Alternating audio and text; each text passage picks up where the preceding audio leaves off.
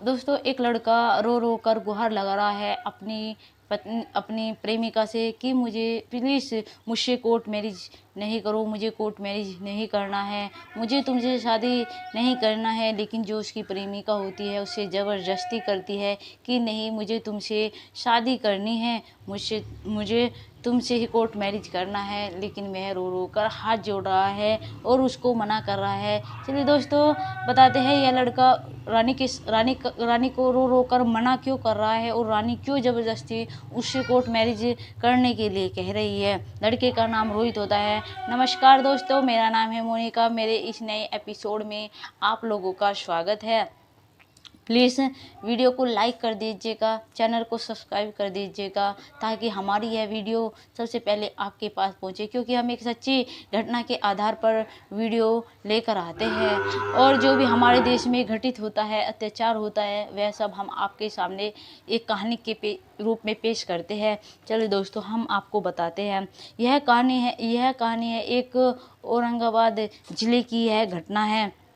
यह लड़की होती है औरंगाबाद की। इस लड़की का नाम रानी होता है और जिस लड़के से यह प्रेम करती है वो पास ही के गांव का होता है, क्योंकि दोनों एक ही क्लास में पढ़ते थे, क्लासमेट थे। जैसे क्लासमेट थे, धीरे धीरे दोनों को एक दूसरे से प्यार हो जाता है। रानी की जैसे ही प्यार होता है, लेकिन कुछ दिन के बाद ही रानी की शादी कोई और तय हो जाती है और रानी की शादी हो जाती है। लेकिन जैसे ही रोहित को पता चलता है कि रानी की शादी हो गई है, क्योंकि दोनों में बहुत ज़्यादा गहरा प्यार था, रोहित यह बात सह नहीं पा रहा था कि रानी की शादी किसी और से हो रही है। वह रानी से बात करने की कोशिश करता है रोहित, लेकिन रानी उससे बात नहीं करना चाहती है, क्योंकि उसकी शादी हो चुकी थी। उसे पता था मेरी गृहस्थी हो चुकी है, मेरी शादी हो चुकी है, क्योंकि मेरी शादी टूट सकती है अगर मैंने इससे कॉन्टैक्ट में रखने की कोशिश भी की तो रोहित से। इसलिए वह उसे मना कर देती है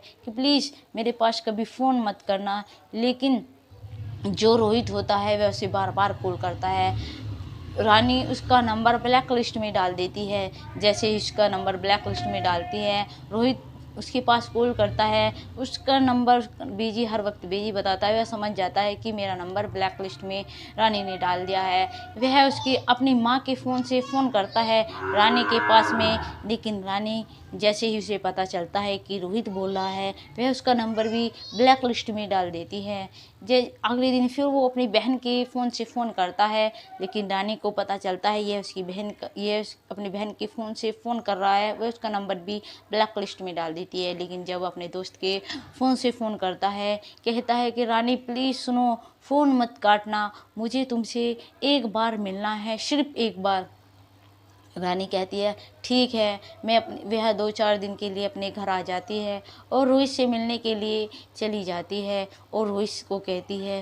रोहित कहता है, देखती रानी की कोली भरने की कोशिश करता है। रानी दूर कर देती है कि प्लीज़ मेरी शादी हो चुकी है, आप मुझसे दूरी रहे तो बेहतर है। और हाँ, तुम मुझे फ़ोन क्यों कर रहे थे, कभी अपनी माँ के नंबर से, कभी अपनी बहन के नंबर से, अब तुमने अपने दोस्त के।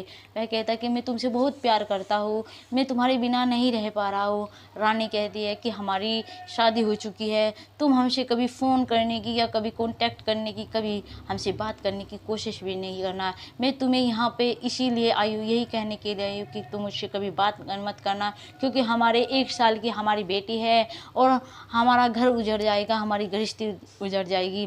तुम कभी हमसे कांटेक्ट करने की कोशिश मत करना। लेकिन रोहित तो किसी और आड़ में ही रानी से मिला था और रानी को कहता है, रानी के फ़ोन में से उसके पति का नंबर ले लेता है और उसके देवर का नंबर ले लेता है और उसकी नंद का नंबर भी ले लेता है और उसके बाद में कहता है रानी तुम जाओ। रानी जब जाती है वहाँ से, उसको कहकर जाती है कि कभी मुझे कांटेक्ट करने की कभी कोशिश मत करना, मेरी गृहस्थी मत उजाड़ देना।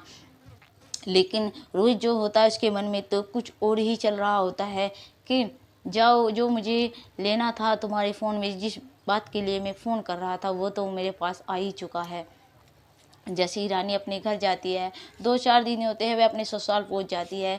जैसे ही रोहित को पता चलता है कि वह अपने ससुराल पहुंच गई है, उसके बाद में उसको, क्योंकि दोनों में पहले ही शारीरिक संबंध बन चुके थे, क्योंकि उसके बाद में उसने फ़ोटो वीडियो बना रखी थी और जो वह फ़ोटो होता है रानी के प्राइवेट पार्ट का वह उसके पति के पास में भेज देता है और उसके देवर के पास में भी भेज देता है और उसकी नंद के पास में भी भेज देता है। जैसे ही वह लोग यह सब देखते हैं, रानी का पति देखता है तो उसे बहुत गुस्सा आता है और रानी को कहता है तुम यहाँ से चली जाओ, क्योंकि तुमने पता नहीं किस किस के साथ रही होगी और मैं तुम्हें नहीं रखना चाहता।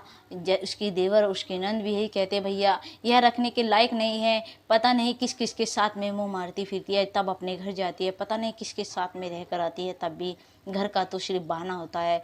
और उसका पति कहता है यह बेटी भी मेरी नहीं है, ये भी किसी और का पाप है, इसको भी यहाँ से लेकर चली जाओ। जैसे ही रानी यह सब सुनती है उसे बहुत जोर का झटका लगता है और वे कहती है ये तुम मुझे ये सब क्यों कह रहे हो। वह उसको फ़ोटो दिखाता है, उसका देवर भी उसको फ़ोटो दिखाते हैं और उसकी नंद भी कहने लगी ये क्या है सब, अब तुम्हारे लिए हमारे घर में कोई जगह नहीं है, तुम यहाँ से निकल जाओ। जैसे ही रानी को ये सब कहते हैं रानी को चक्कर आ जाता है, वह अपनी बेटी को लेकर वहाँ से निकल जाती है और अपने घर आती है। घर आने के बाद में अपनी सारी बात अपनी भाभी को बताती है कि यह सब मेरे साथ में हुआ है, उस रोहित ने ऐसे ऐसे किया है। भाभी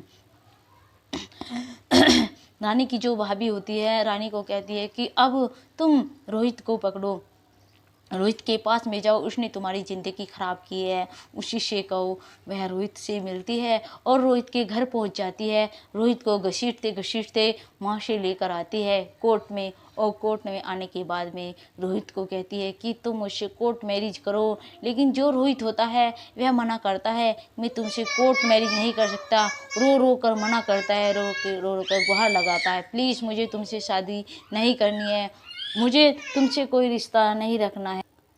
रानी कहती है कि तुमने हमारी ज़िंदगी ख़राब की है, तुमने ही हमारे साथ में यह सब किया, जो हमारे पति ने, हमारे देवर ने, हमारे नंद ने हमें घर से निकाल दिया है, तुमने हमें कहीं का नहीं छोड़ा है। मेरी बेटी को भी यहाँ तक कि मेरी बेटी को भी उन्होंने घर से निकाल दिया, कहा कि मेरी बेटी नहीं है, तुम्हें मुझे और मेरी बेटी को अपनाना पड़ेगा और मुझसे कोर्ट मैरिज करनी पड़ेगी। लेकिन वह हाथ जोड़ता है, पैर जोड़ता है, लेकिन रानी जो होती है क्योंकि उसकी गृहस्थी में तो उसने आग लगा ही चुकी थी, इसलिए वह नहीं मानती है और कहती है कि मैं तुमसे कोर्ट मैरिज ही करूँगी और आज ही करूँगी।